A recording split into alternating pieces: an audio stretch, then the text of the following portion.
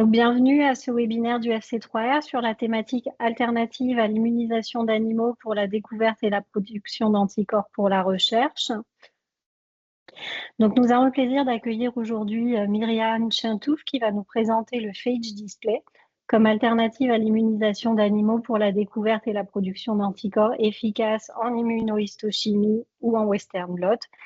Et je vous présenterai ensuite brièvement une initiative en cours du FC3R, qui est donc un projet d'implémentation des anticorps recombinants en France via les plateformes nationales d'histotechnologie. Donc Myriam Chintouf est ingénieure de recherche à l'INSERM et responsable opérationnelle de la plateforme GENAC, dédiée à la génération et à la caractérisation d'anticorps. Elle est titulaire d'un master en biotechnologie et d'une thèse en biologie santé de l'Université de Montpellier. Et elle a construit tout son parcours autour de l'outil anticorps, de son développement à la compréhension fine de ses mécanismes d'action. Passionnée par l'innovation, elle va nous partager au cours de ce webinaire son expertise sur le développement d'anticorps pour l'immunohistochimie et l'apport unique du phage display pour créer des fonctionnalités sur mesure. Merci beaucoup d'avoir accepté notre invitation, Myriam. Et donc, si tu es prête, je te laisse la parole. Merci beaucoup, merci pour cette introduction. Donc pour commencer, je vais juste vous resituer la plateforme. Donc la plateforme GENAC est située au sein de l'Institut de cancérologie de Montpellier et a donc obtenu le soutien d'INSERM Transfer et du CIRIC Montpellier Cancer pour développer des anticorps pour la thérapie et le diagnostic. Donc, la plateforme a été créée en 2013 et a à ce jour pu héberger plus de 80 projets financés qui ont donné lieu à 8 publications et 22 brevets. Donc, je vais juste vous présenter rapidement l'équipe. Donc, elle est constituée de 2 directeurs scientifiques qui sont les docteurs Bruno Robert et Pierre Martineau. Et on a aussi donc 2 ingénieurs d'études dédiés à la sélection, la production, l'automatisation et le développement de ces technologies anticorps. Donc, notre cœur de métier, c'est d'utiliser le phage display pour développer des anticorps avec des caractéristiques très particulières sur lesquelles je reviendrai plus tard. Et au cœur de ces technologies, c'est donc la molécule anticorps qui est à la base de notre travail. C'est pour ça que j'ai décidé de vous faire un petit rappel de la structure, fonction et les formats innovants qui sont importants pour le développement de telles technologies. Donc, un anticorps, c'est quoi? C'est une glycoprotéine produite par vos lymphocytes B. Il joue un rôle central dans l'immunité humorale en reconnaissant spécifiquement un antigène. Sa structure est très bien connue puisqu'on sait qu'il est donc... juste un petit pointeur, qu'il est donc formé de 2 chaînes lourdes et de 2 chaînes légères avec à sa partie N-terminale la partie variable qui, elle, est donc le centre de la reconnaissance des différents pathogènes qui peuvent infecter votre corps. Cette simple reconnaissance spécifique entre l'anticorps et l'antigène peut induire un changement de conformation de la cible, l'induction d'une cascade de signalisation ou même une inhibition qui peut mener à la mort de la cellule ciblée. On a aussi des fonctions importantes portées par les fragments constants qu'on voit ici en bleu, donc qui portent certaines fonctions effectrices. Et on peut noter qu'il existe différents types de fragments constants qui ont permis de classer ces immunoglobulines en 5 classes, donc les IgG, les IgM, les IgA et les IgE. À savoir qu'on va faire un focus sur les immunoglobulines G, qui sont les plus importantes dans le sérum, qui ont des fonctions de neutralisation notamment et d'activation du complément, mais j'y reviendrai après. Et il faut savoir que donc, chez l'homme, il y a 4 sous-classes d'immunoglobulines G qui vont de la classe 1 à 4.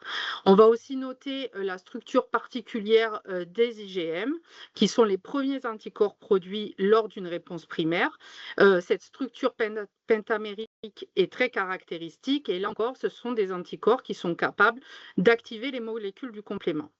Je vais ici commencer à parler de ces fonctions effectrices portées par ce fragment FC qui est très important donc, dans l'utilisation des anticorps.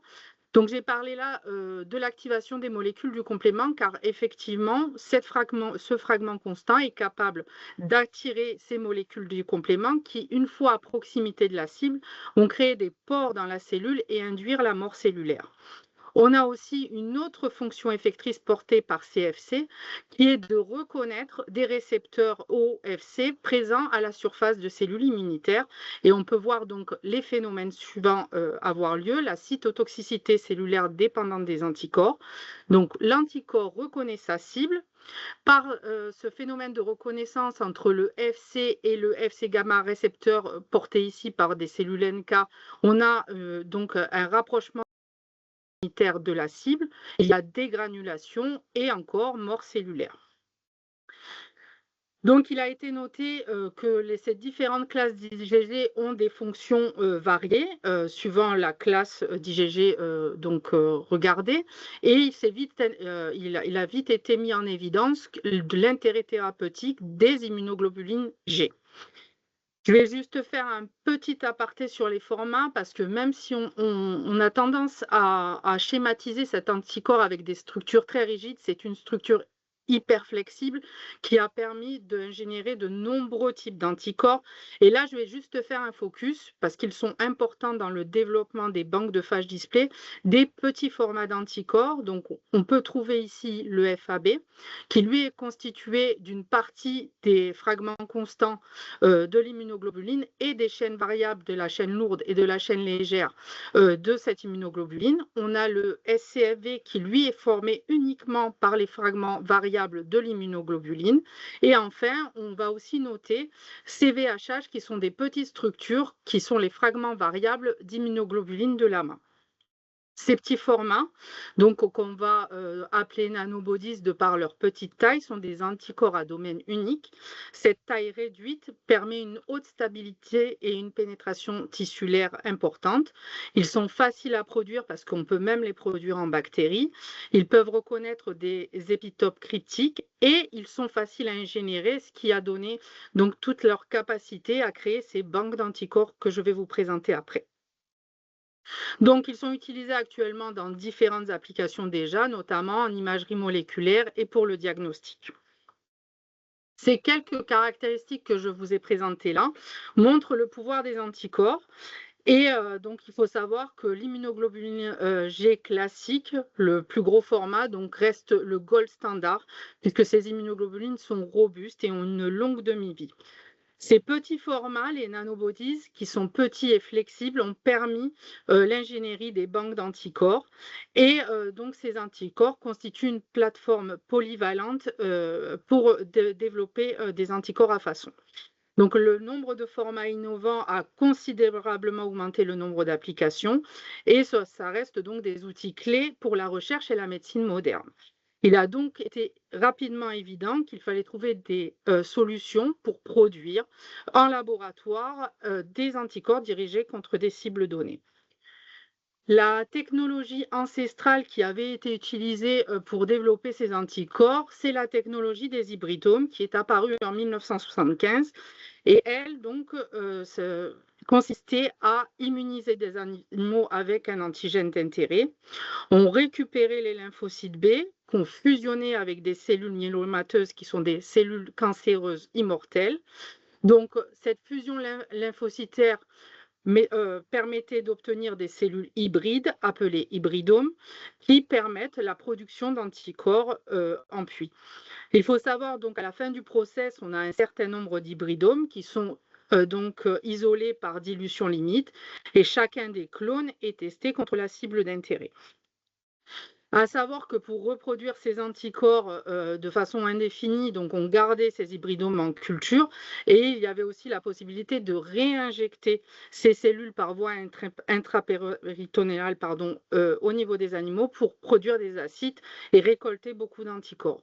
Ces technologies ont été au fur et à mesure abandonnées pour passer sur des technologies plus simples, puisqu'on arrive maintenant à avoir accès à la séquence de ces anticorps et les produire totalement in vitro. Bien que ces techniques aient utilisé des animaux pour produire des anticorps, elles ont été quand même la base de grands succès pour la thérapie. Je citerai ici le rituximab, qui est un anti-CD20 utilisé et approuvé pour le traitement des lymphomes B, et le trastuzumab, qui lui est un anti-HER2 largement utilisé dans le traitement des cancers du sein HER2 positif. Donc, vous pouvez voir dans ce tableau un certain nombre de produits qui ont été donc autorisés pour le traitement de plusieurs pathologies. Et on peut voir qu'au fur et à mesure des années, une nouvelle technologie prend place pour le développement d'anticorps. Et on va la mettre donc en parallèle avec cette technologie fondatrice des hybridomes. Donc les hybridomes, eux, utilisaient donc les animaux et étaient un process totalement in vivo pour développer des immunoglobulines complètes. Donc la maturation était naturelle, donc on a pu obtenir grâce à cette technologie des anticorps biologiquement pertinents et donc on a parlé des grands succès tels que le rituximab et le trastuzumab. On y oppose maintenant une technologie pour développer ces anticorps totalement in vitro, donc avec une sélection dirigée contre un antigène donné. Et ceci se fait à l'aide de fragments d'anticorps que je vous ai présentés juste avant. Donc les banques de phages présentent à leur surface des SCV, des Fab ou des VHH. On parlera plus tard de l'affinité obtenue sur ces anticorps développés ainsi, mais cette technologie permet d'obtenir des anticorps entièrement humains qui ne nécessitent pas d'ingénierie après pour être injectés aux patients. C'est donc le cœur de métier c'est au cœur du métier que nous produisons sur la plateforme GENAC. Donc par cet outil, on utilise cet outil pour développer des anticorps entièrement humains. Donc le phage display, c'est quoi? Ça utilise l'ingénierie des bactériophages, qui sont des petits virus qui sont capables d'infecter des bactéries, et à qui on a fait exprimer à leur surface un fragment d'anticorps. Ces poules de phages sont présentées à un antigène donné, et par une sélection guidée, on amplifie les clones sélectionnés, et on récupère des candidats anticorps en fin de process. Donc à savoir que l'ensemble du processus dure environ 4 mois. Mais pour faire du phage display, il faut créer des banques de phages. On fait ça comment? Donc là encore, deux alternatives. Donc on peut très bien partir de répertoires naturels. Donc on récupère des lymphocytes B. Les ARN messagers sont retranscrits en ADN complémentaire. Ces ADN complémentaires sont amplifiés et insérés dans des vecteurs de phage. Une autre approche est possible pour les banques synthétiques. Et là, donc, on analyse la structure et la fonction de certains groupes d'anticorps. On synthétise donc des oligonucléotides qui, eux, sont donc insérés dans les parties variables de nos anticorps et insérés dans des vecteurs de phage display pour créer une banque d'anticorps. C'est le type de banque qui a été développé pour la plateforme GENAC. Donc, cette banque développée par Pierre Martineau et brevetée par l'INSERM permet de développer des anticorps avec un fort potentiel thérapeutique de façon très rapide. Pourquoi à fort potentiel thérapeutique? Parce que cette banque a été créée avec l'observation de 227 complexes antigènes anticorps.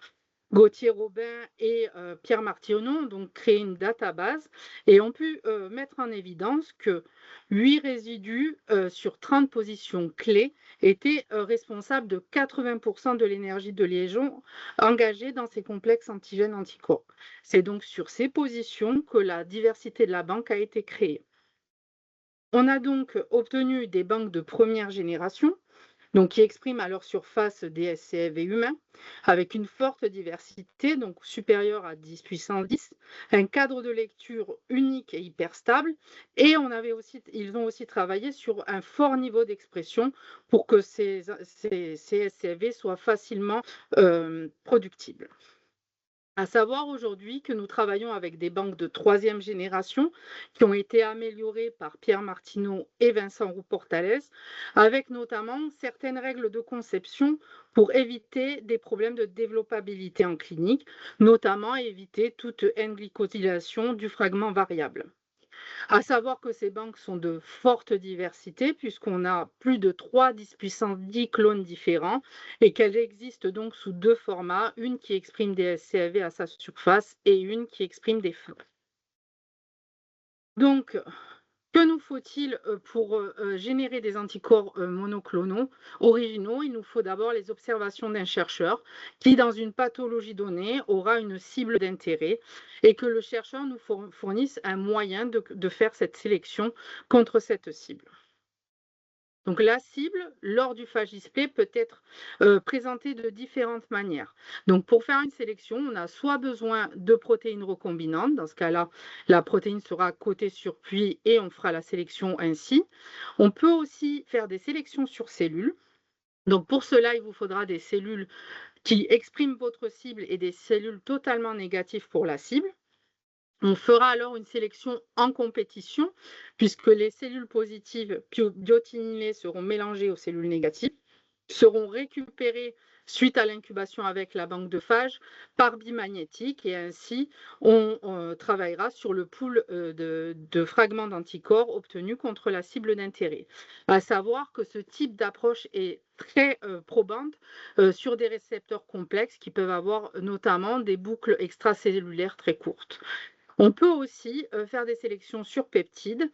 Ceci, par exemple, si vous savez que au niveau de votre cible d'intérêt, il y a une région particulière qui peut être très intéressante à targeter. Donc, le phage display, c'est assez simple. Il se déroule de la façon suivante. Donc, notre banque de phage qui n'a jamais vu d'antigène est incubé avec donc la cible d'intérêt. Après une forte étape de lavage, tous les clones qui ne sont pas liés à la cible sont éliminés et on se retrouve donc à récupérer les phages qui sont restés liés. Ces phages sont récupérés et amplifiés pour être représentés à la cible et ainsi s'assurer de la spécificité contre notre cible. Donc, à savoir qu'en général, on fait 4 tours de sélection pour s'assurer de cette spécificité. Et en fin de process, donc, les clones sélectionnés sont individualisés et testés sur leur capacité de liaison à la cible donnée. Donc, le criblage peut se faire de différentes façons. Les clones sont isolés, on induit la production des SCFV dans le surnageant et on teste la liaison soit par ELISA, HTRF ou encore cytométrie en flux en fonction du matériel disponible pour valider ces anticorps. À la fin de ce process, on a donc des fragments d'anticorps. Le gold standard reste donc l'immunoglobuline, donc on doit reformater les clones d'intérêt en immunoglobuline complète. Pour cela, on récupère donc les séquences de nos fragments variables qui sont insérés dans un squelette d'immunoglobuline complète. Ce plasmide ainsi créé est reséquencé pour s'assurer qu'on a bien notre clone de départ et est utilisé pour transfecter des cellules eucaryotes et produire nos anticorps qui seront purifiés et revalidés sur leur capacité de liaison spécifique à la cible. Donc, à savoir que ce qui est intéressant à cette étape, c'est que vous pouvez choisir le squelette anticorps dont vous avez besoin dans vos manipulations au quotidien. Sur la plateforme, on propose différents isotypes, donc des isotypes humains, murins et de lapins, avec des fragments constants qui peuvent être capables d'induire plus d'ADCC ou de CDC, pardon, ou encore des fragments qui sont totalement muets pour ce type d'application. Donc, les avantages de cette technologie, c'est une absence de restriction immunitaire totale, puisqu'on peut faire ça sur tout type d'antigène. C'est une façon rapide de développer des anticorps entièrement humains. On peut cibler des récepteurs complexes, et c'est ce qu'on a fait avec l'approche cellulaire sur des récepteurs couplés à des protéines G. On peut aussi travailler sur des spécificités fines, puisque vous pouvez notamment vouloir cibler un récepteur au sein d'une famille. Et si vous voulez cibler uniquement ce récepteur, la banque sera déplétée sur les récepteurs que vous ne voulez pas connaître avant de commencer la sélection sur le récepteur d'intérêt. On peut également sélectionner des anticorps cross-réactants, puisqu'il est parfaitement possible de présenter d'un tour de sélection à l'autre, par exemple la forme murine et la forme humaine d'un récepteur, pour que ces anticorps puissent être facilement validés dans vos domaines d'application. Enfin, on peut combiner différentes approches, ceci notamment si vous avez des cellules qui ne sont pas totalement négatives pour la cible d'intérêt. On ne pourra pas partir dans ce cas-là de prime abord sur une sélection sur cellules, mais on peut très bien orienter la sélection avec un premier tour sur une protéine recombinante et ensuite présenter vos cellules d'un tour de sélection à l'autre. Enfin, on peut travailler sur des caractéristiques très particulières, notamment si vous voulez des anticorps capables de cibler l'environnement tumoral, puisque l'ensemble du process peut se faire à pH acide et ainsi obtenir des anticorps pH dépendants. Donc, pour illustrer clairement ce qu'on est capable de faire avec ces banques d'anticorps sans utilisation d'animaux, j'ai décidé de vous présenter un projet qui parlera au plus grand nombre, puisque nous avions, lors de la pandémie, un projet Covid-19 en collaboration avec Myria Pellegrin et Daouda Abba Moussa. Donc, le projet, la stratégie était simple, c'était de cibler une protéine de surface du virus, qui est la protéine Spike, et qui, elle, interagissait avec la protéine ACE2 pour l'entrée dans les cellules humaines. Donc, vu que le but de cette stratégie était d'obtenir des anticorps bloquants, on a, dès le début du process, décidé de faire une sélection classique, d'améliorer les clones obtenus par maturation d'affinité que je vais vous exposer après, et ainsi de produire les anticorps maturés et de les fournir à nos collaborateurs. Donc, la première chose qui est faite quand on commence un projet anticorps, c'est de valider les process de présentation de la cible d'intérêt.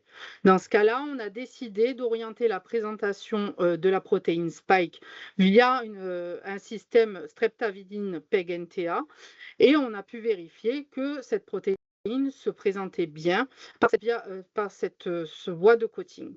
On a aussi, dès le début du process, créé des cellules qui expriment la protéine Spike à leur surface afin de valider pour la praticité de validation de ces clones en fin de process. Donc là, tout simplement, c'est ce que je vous ai déjà expliqué juste avant. Donc la banque de phage a été incubée avec la protéine Spike. On a fait plusieurs tours de sélection pour obtenir des clones contre cette cible. Ce qui est important d'un tour de sélection à l'autre, c'est que, comme je vous l'ai montré, on amplifie le pool de clones sélectionnés. Et donc, le premier process qu'on met en place pour s'assurer que la sélection s'est bien passée, c'est de compter ce nombre de clones d'un tour de sélection à l'autre. C'est un process qui a été automatisé au sein de la plateforme grâce au travail de Madeleine Merlot.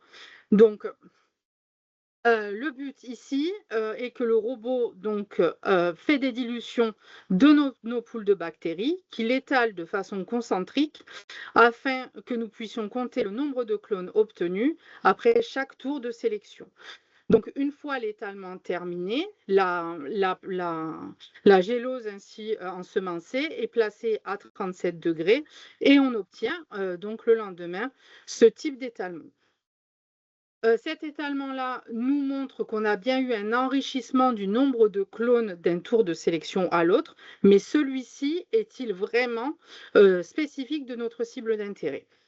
C'est pourquoi le pool de phage, la première étape est donc de tester ce pool de phage contre notre molécule d'intérêt.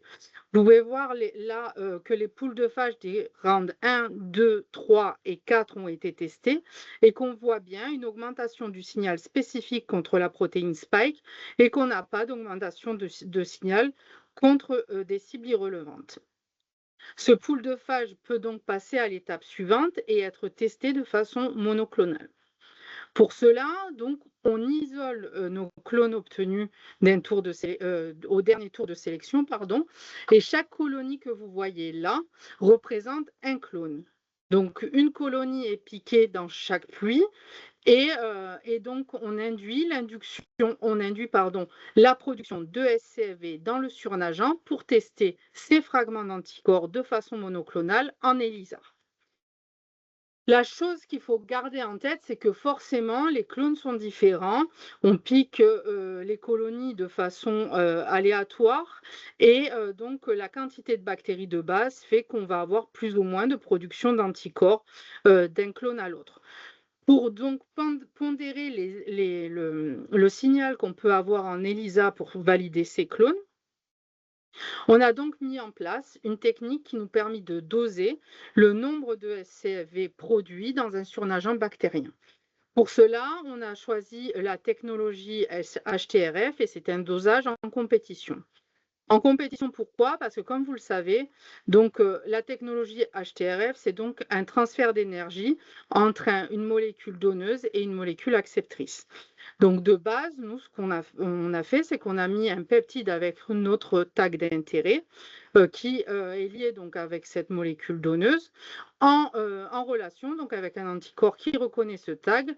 Et comme les deux entités sont proches, il y a transfert d'énergie et donc production d'un signal.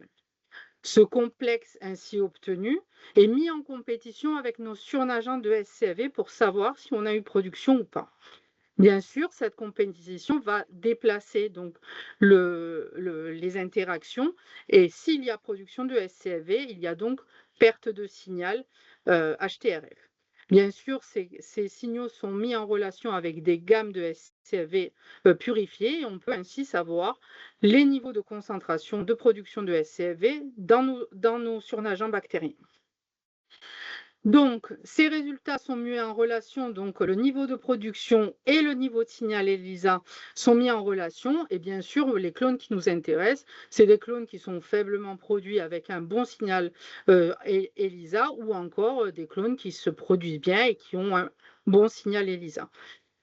Les clones qui répondent à ces caractéristiques sont donc reformatés en immunoglobuline complète. Donc là, pareil, donc on a récupéré nos fragments qu'on a insérés dans nos vecteurs d'immunoglobuline complète et on a obtenu donc des anticorps complets qu'on a retestés. Cette fois-ci, donc vous pouvez voir ici que les clones obtenus ont été testés sur notre cellule qui exprime la protéine spike et les différents clones obtenus ont donc des niveaux de liaison plus ou moins forts contre cette protéine.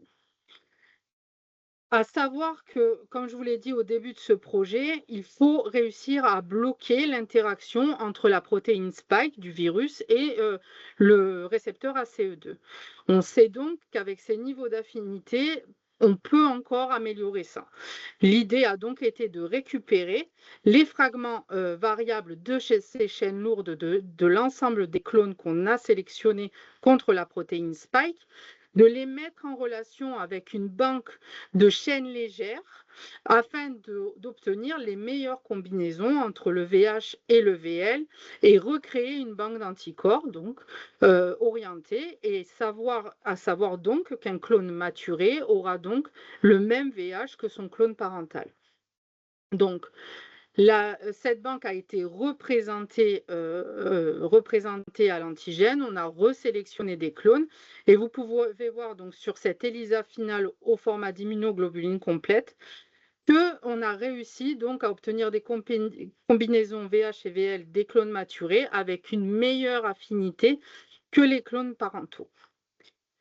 Donc c'est là que l'on transfère le matériel à nos collaborateurs et nos collaborateurs ont pu donc tester ces anticorps d'abord sur leur capacité de liaison et aussi sur leur capacité bloquante.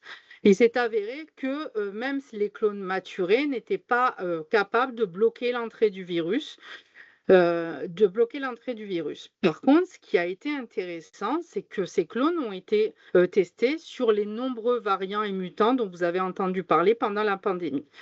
Et il s'est avéré que l'un de nos clones, comparé à des anticorps commerciaux, est capable de reconnaître un grand nombre de variants qui ont été donc développés au cours de cette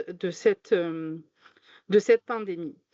Ce qui a été intéressant et proposé donc par l'équipe collaboratrice, c'est d'armer avec cet anticorps des cellules immunitaires. Donc, c'est une approche CAR-T-cell. Et on voit bien que les cellules qui sont armées par l'anticorps d'intérêt, ces cellules armées par l'anticorps d'intérêt sont capables d'induire la mort des cellules qui expriment la protéine spike. Donc, je vous ai présenté ce projet car il illustre bien les caractéristiques particulières qu'on peut obtenir avec les banques issues, avec les anticorps issus de cette banque de phages très particulière. Ça, c'est ce qu'on sait faire. Par contre, il y a un domaine d'application pour lequel il reste difficile de développer des anticorps et c'est l'immunohistochimie. Et c'est donc l'application qui est au cœur de ce projet Obani financé par le FC3R. Pourquoi très peu d'anticorps sont validés dans ce type d'application? D'abord, parce que vos échantillons subissent un certain nombre de traitements qui dénaturent l'antigène. Donc, vos échantillons, comme vous le savez, sont inclus en paraffine, subissent des démasquages, ce qui modifie les antigènes présents sur les coupes. Notre idée est donc quand même de mieux utiliser ces ressources existantes, puisque ces coupes de tissu restent un point d'information clé pour le diagnostic et le suivi des patients. Notre idée est donc de créer des outils dédiés et une méthodologie dédiée pour développer des anticorps en immunohistochimie. Donc, les résultats préliminaires et les premières stratégies qu'on a mises en place lors de la thèse de Célestine Méraville, l'approche était simple. Pour nous, il s'agissait de faire des sélections directement sur une cible dans son contexte d'immunohistochimie. Donc, pour cette preuve de concept, on avait choisi la molécule HER2. Donc, on a décidé donc d'inclure des tissus qui expriment donc notre cible d'intérêt et des tissus qui ne l'expriment absolument pas.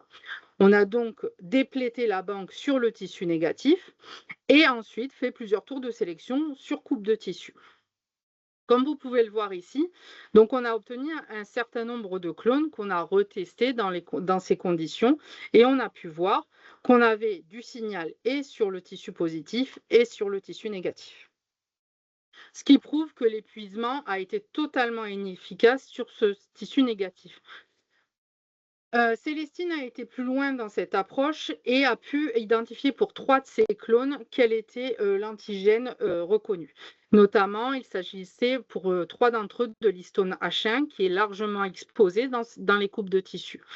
Par contre, ce qui est intéressant, c'est qu'on peut voir qu'on a quand même des anticorps dont on arrive à trouver la cible issus de la banque et qui sont capables de marcher en immunohistochimie à des concentrations très très faibles. Donc on sait que dans la banque, on a des clones intéressants pour l'immunohistochimie.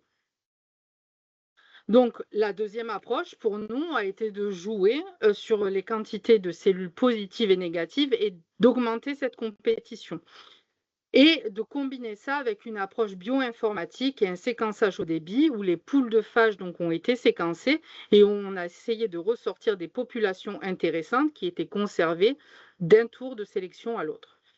Par cette approche-là, on a donc isolé 5 clones qu'on a pu tester sur nos tissus positifs et nos tissus négatifs.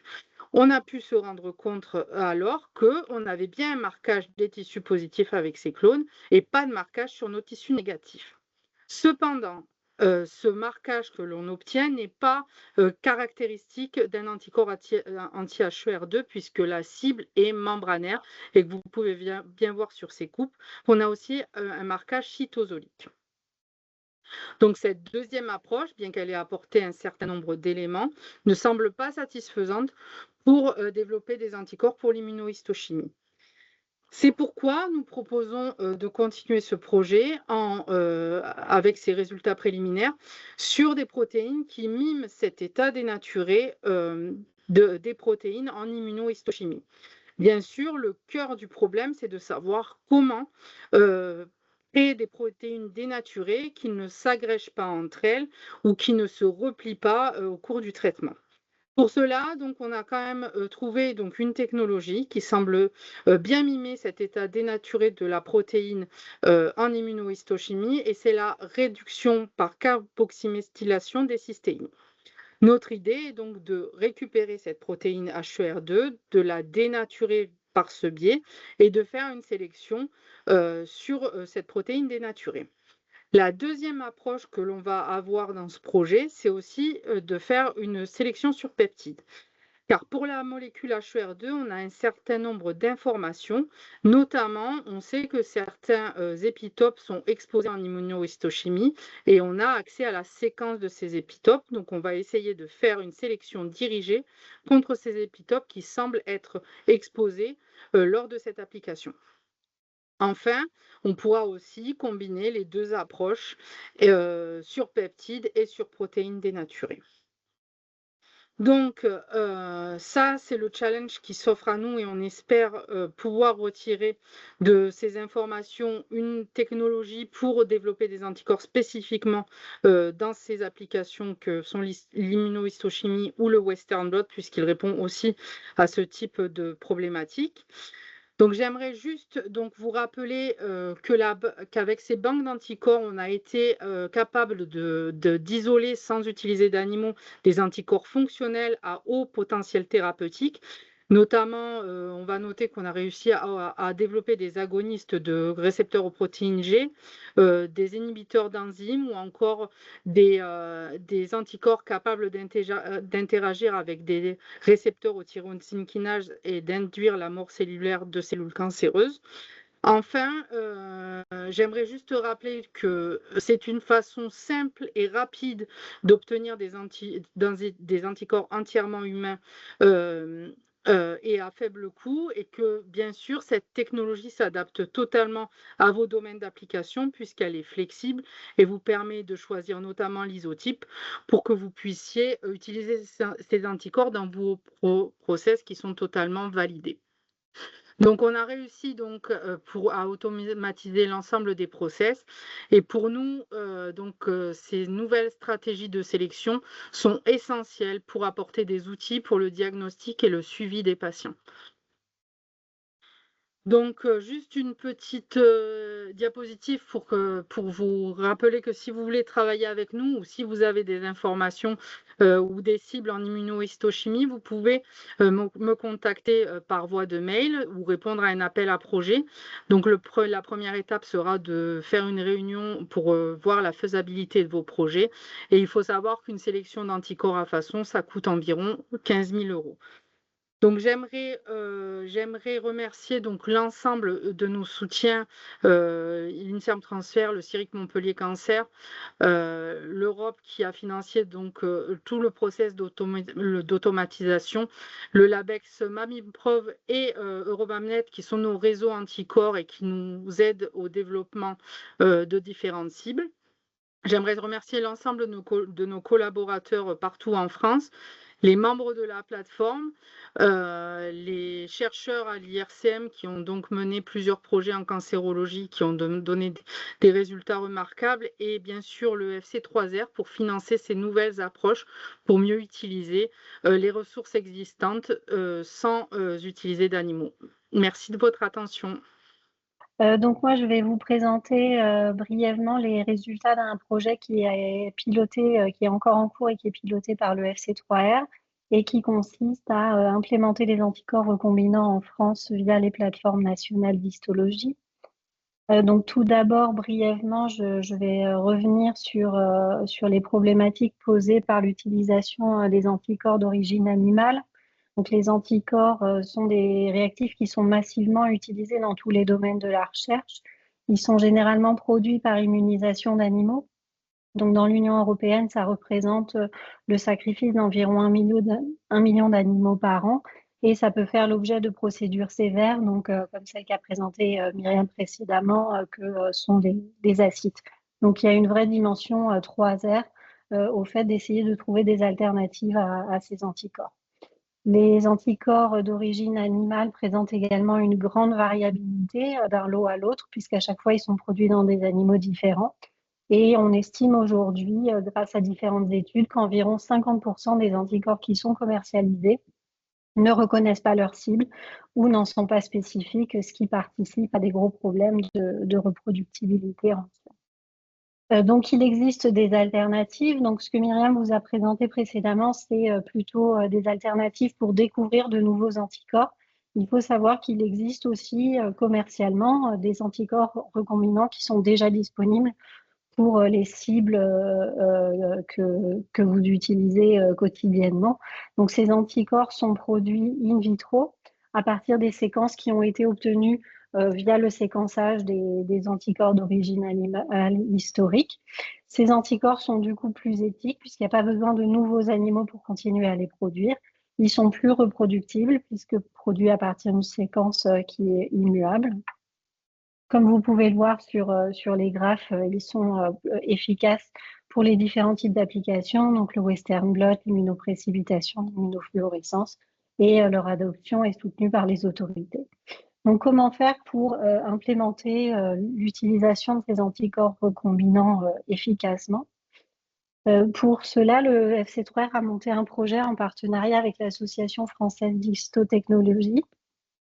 Donc, nous nous sommes associés avec des plateformes nationales d'histotechnologie avec l'idée de cibler du coup des anticorps communs qui pourraient être utilisés dans un grand nombre de projets de recherche qui étaient susceptibles de déjà exister en recombinant et d'être faciles à trouver chez vos fournisseurs habituels. Ça représente aussi du coup des volumes importants, donc potentiellement un impact 3R plus élevé. Et ça nous a permis de bénéficier du savoir-faire, des protocoles, du matériel et éventuellement des tissus déjà disponibles sur les plateformes. Donc concrètement, ce projet s'est déroulé, enfin toujours en cours, mais découpé en 3 étapes.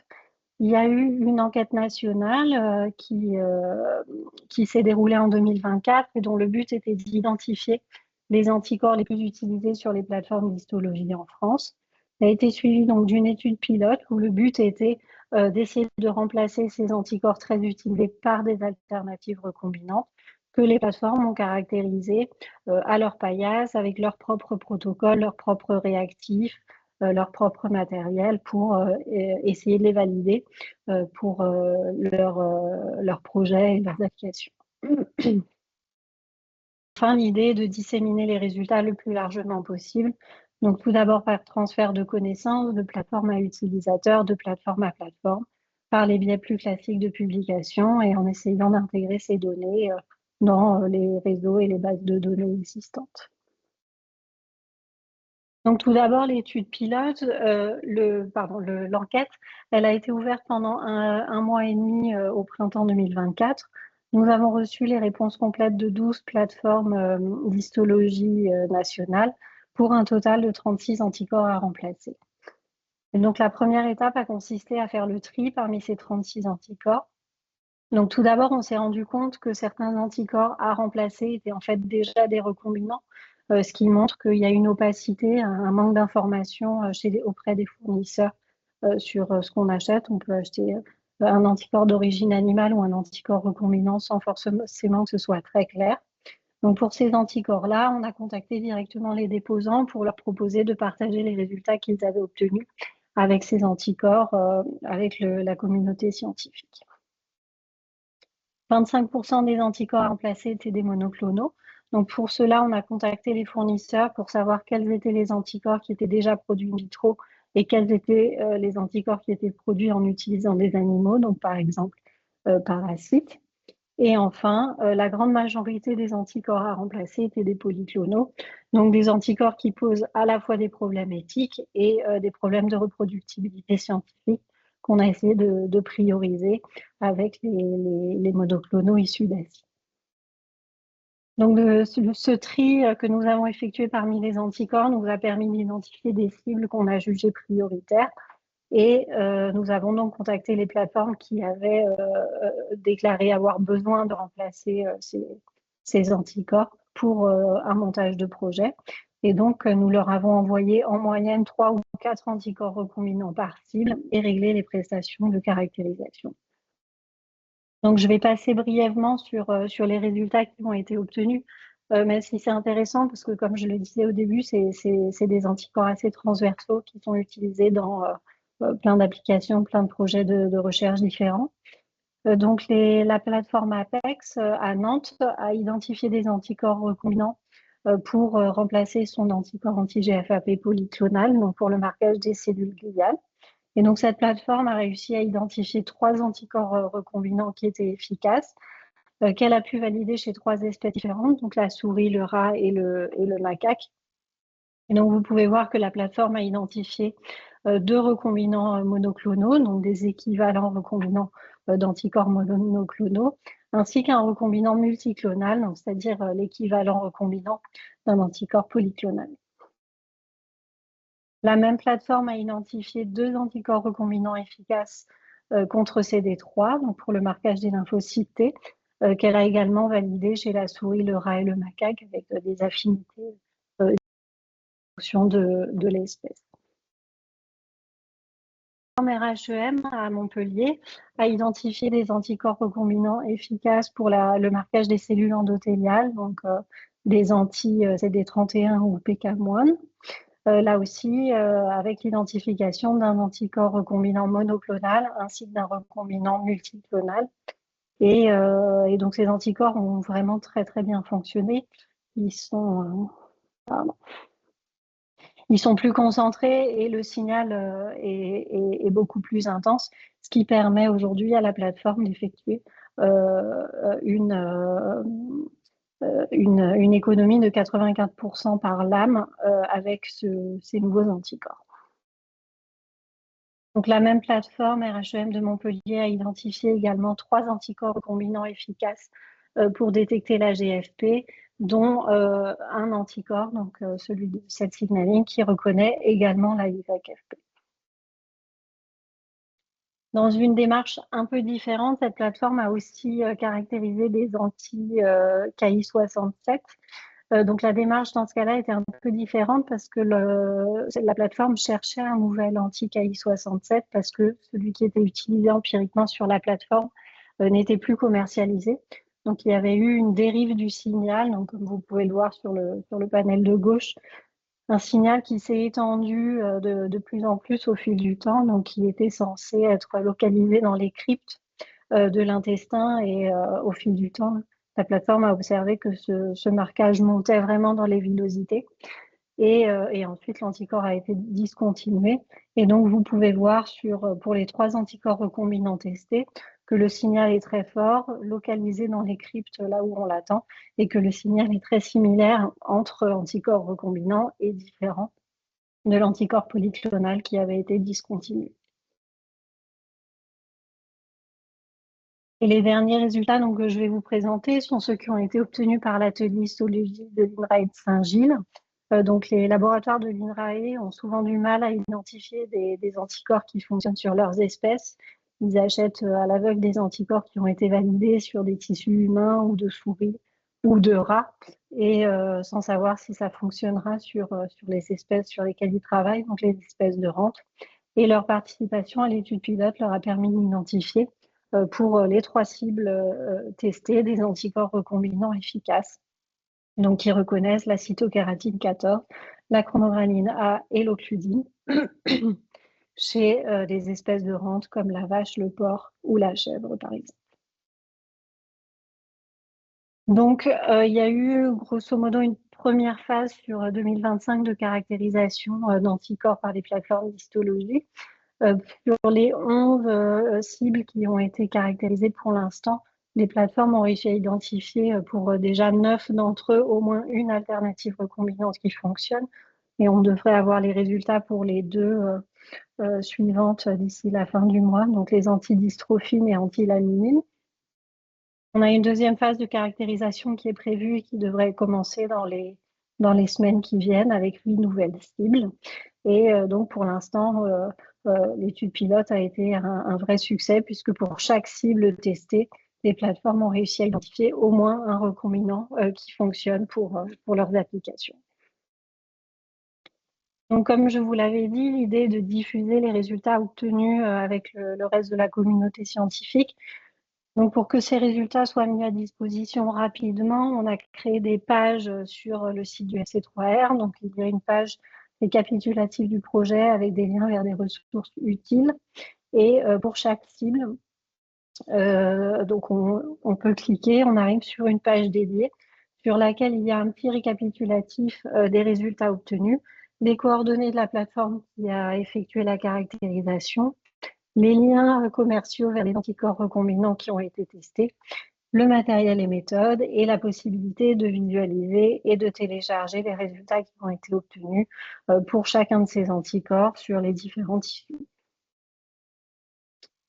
Donc ça, c'est en attendant d'avoir les publications correspondantes pour que ces résultats aient une portée internationale, l'idée de les partager via des articles ou des productions scientifiques. Donc, nous avons plusieurs articles qui sont en cours de rédaction pour la revue Antibody Report, donc, qui est spécialisée dans la caractérisation d'anticorps. Et pour les projets de caractérisation qui ne répondent pas aux critères de cette revue, l'idée est donc de les partager via les short notes du FC3R. Et donc, il y a déjà un projet de caractérisation, celui de cytokératine 14, qui a fait l'objet d'une short note. Donc, je vais rappeler brièvement ce que sont les short notes pour ceux qui ne savent pas. Donc, c'est une plateforme de sciences ouvertes qui a été développée par le FC3R pour vous permettre de partager vos données de recherche qui ne font pas ou qui n'ont pas pu faire l'objet de publication. Donc, il s'agit de courts articles qui sont rédigés en anglais, limités à 2000 mots et 2 figures. Elles peuvent concerner des recherches originales ou des réplications qui ont donné des résultats positifs, négatifs ou inconclusifs. Il y a un processus de peer review basé uniquement sur la qualité. Donc, la qualité de l'écriture, des figures, du reporting et bien sûr du design expérimental.